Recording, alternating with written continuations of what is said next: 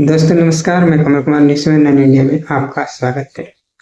लोकसभा में विपक्ष के नेता और कांग्रेस सांसद राहुल गांधी के बयानों के बाद सियासी घमासान मचा हुआ है। भारतीय जनता पार्टी लगातार उन पर हमलावर है। राहुल गांधी ने बुधवार को केंद्र की मोदी सरकार को लेकर कुछ ऐसे दावे किए जिसकी वजह से बीजेपी के नेता उन्हें निशाना बना रहे हैं। राहुल गांधी ने दावा किया कि देश में एक तरफ भयंकर आर्थिक सुनामी आ रही है, वहीं दूसरी तरफ संस्थागत विद्रोह हो रहा है। उनका कहना है कि मोदी सरकार ने जो कंट्रोल सिस्टम बनाया था अब वह ढह रहा है। कांग्रेस नेता ने यह भी दावा किया कि अगले 1 साल के भीतर मोदी सरकार गिर जाएगी और नरेंद्र मोदी प्रधानमंत्री नहीं रहेंगे। बीजेपी प्रवक्ता प्रदीप भंडारी ने राहुल गांधी को अराजक बताते हुए उन पर आरोप लगाया कि वह देश में लोकतांत्रिक संकट लाना चाहते हैं। वहीं महाराष्ट्र बीजेपी के अध्यक्ष चंद्रशेखर बावनकुले ने कहा कि जब प्रधानमंत्री नरेंद्र मोदी हैं, राहुल गांधी को देश की चिंता नहीं करनी चाहिए।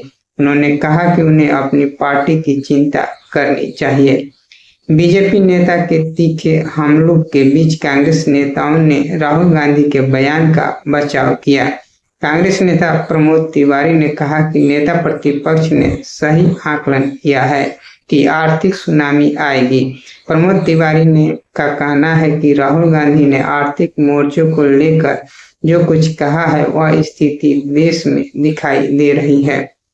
कांग्रेस ने अपने सोशल मीडिया हैंडल पर बुधवार को एक वीडियो अपलोड किया जिसमें राहुल गांधी मोदी सरकार को लेकर कई तरह के दावे करते सुने जा रहे हैं।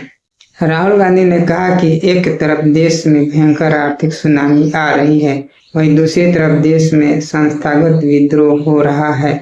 उन्होंने इसके पीछे पीएम मोदी और भारतीय जनता पार्टी को जिम्मेदार ठहराया। राहुल गांधी ने कहा, एक तरफ से भयंकर आर्थिक सुनामी आ रही है, कीमतें बढ़ रही है। ऐसा आर्थिक संकट आएगा हिंदुस्तान में जो आपने कभी नहीं देखा होगा। इसको अब कोई नहीं रोक सकता। दूसरी तरफ हिंदुस्तान के सिस्टम के अंदर संस्थागत विद्रोह हो रहा है। उन्होंने दावा किया कि आप सोचते हैं कि चुनाव आयोग पूरी तरह से कंट्रोल है, लेकिन वो 3 साल पहले पूरी तरह से कंट्रोल में था। मुख्य चुनाव आयुक्त के मैसेज मेरे पास आ रहे हैं। इंटेलिजेंस सिस्टम के हेड सीनियर जुडिशियरी सारे के सारे विद्रोह कर रहे हैं, जानकारी दे रहे हैं। हमें तो कंट्रोल का सिस्टम था और वो अंदर से ढह रहा है, क्योंकि इन लोगों को दिख रहा है कि जनता का प्रेशर ऐसा भयंकर आएगा और अगर हम इस रास्ते पर चलते गए तो हमारे लिए खतरा हो जाएगा। राहुल गांधी ने दावा किया कि उन्हें अंदर की सारी जानकारियां मिल रही है। उन्होंने कहा कि मेरे पास जानकारियां आ रही है, सिस्टम मुझे जानकारी दे रहा है। मोदी जी के बारे में, शाह जी के बारे में, उनके बेटों के बारे में, मंत्रियों के बारे में, अजित डोभाल के बारे में पूरी जानकारियां आ रही हैं।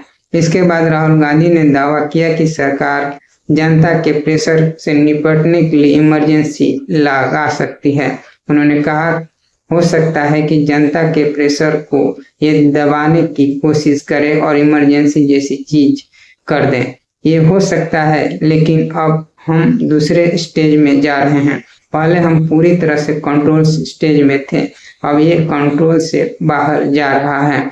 उन्होंने कहा, मोदी जी जानते हैं कि जिस सिस्टम को उन्होंने कंट्रोल किया था वो अब ढह रहा है और पूरी इंफॉर्मेशन दे रहा है। आप देखना, ये मेरा आकलन है कि 1 साल के अंदर मोदी प्रधानमंत्री नहीं होंगे।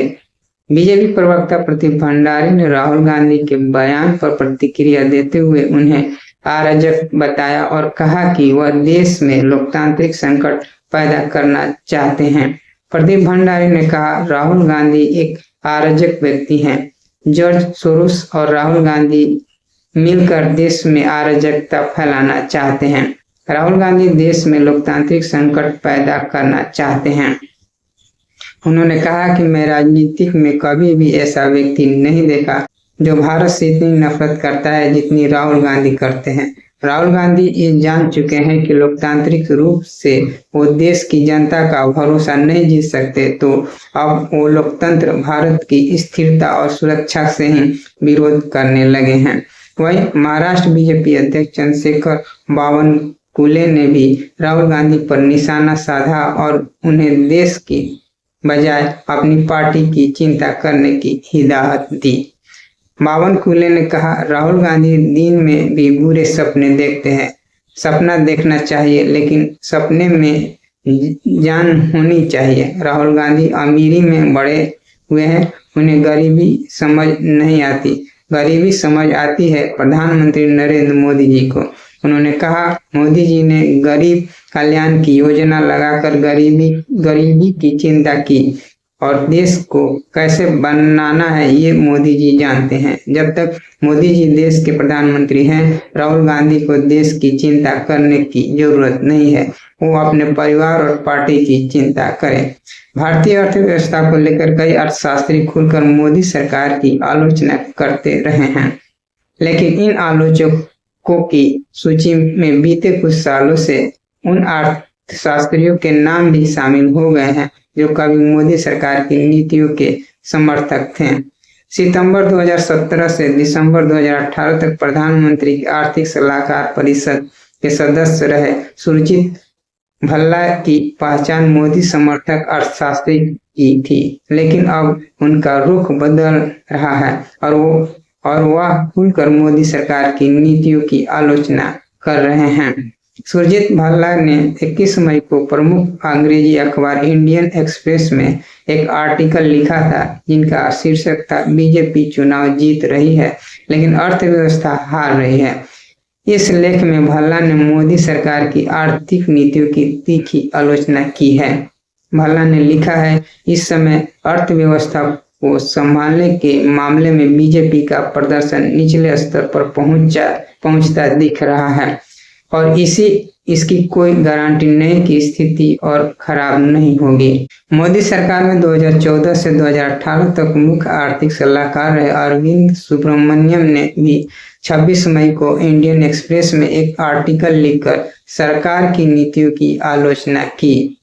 अरविंद सुब्रमण्यम ने लिखा है, आज जब रुपया लगातार गिर रहा है और भारत गंभीर आर्थिक चुनौतियों का सामना कर रहा है, आखिर जिम्मेदारी किसके हाथ में है। उन्होंने लिखा, आज का रुपया संकट केवल ईरान युद्ध और ऊर्जा आयात पर निर्भर भारत पर पड़े उनके प्रभाव का परिणाम नहीं है। यह उतना ही या उससे भी ज्यादा भारत की मध्यम अवधि की आर्थिक संभावनाओं को लेकर बढ़ते संदेह को दर्शाता है। युद्ध शुरू होने से पहले ही रुपया उभरते बाजारों वाले देश की मुद्रा की तुलना में कमजोर हो चुका था। पूर्व प्रधानमंत्री मनमोहन सिंह के मीडिया सलाहकार रहे संजय बारू भी शुरुआत में नरेंद्र मोदी की तारीफ करते थे, लेकिन उनके भी स्वर बदल गए हैं। बारू ने 24 मई को न्यू इंडियन एक्सप्रेस में लिखा कि आज फिर से भारत उसी स्थिति में है जहां निवेशकों को भरोसा नहीं है।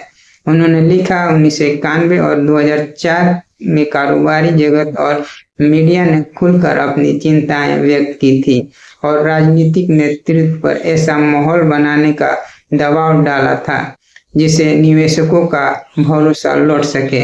लेकिन आज का मीडिया काफी हद तक भयभीत और संकोची हो चुका है, जबकि कारोबारी समुदाय ज्यादा जोखिम से बचने वाला और डरा हुआ दिखाई देता है। बारू ने लिखा है, अब हर अच्छी खबर को बढ़ा चढ़ाकर पेश किया जाता है और हर बुरी खबर को दबा दिया जाता है। जब भारत को दुनिया की तीसरी सबसे बड़ी अर्थव्यवस्था बनने की दहलीज पर बताया जा रहा था, तब खूब उत्सव मनाया गया, लेकिन आज जब भारत 6ठे स्थान पर पहुंच गया तो बहुत कम लोग यह सवाल पूछ रहे हैं कि ऐसा क्यों हुआ। ईरान युद्ध के वजह से दुनिया भर में ऊर्जा संकट देखने को मिला है। इसकी वजह से वो कच्चे तेल और ईंधन की कीमतें बढ़ी है। दोस्तों बस इतना ही, फिर अगली वीडियो के साथ हाजिर होंगे। नमस्कार।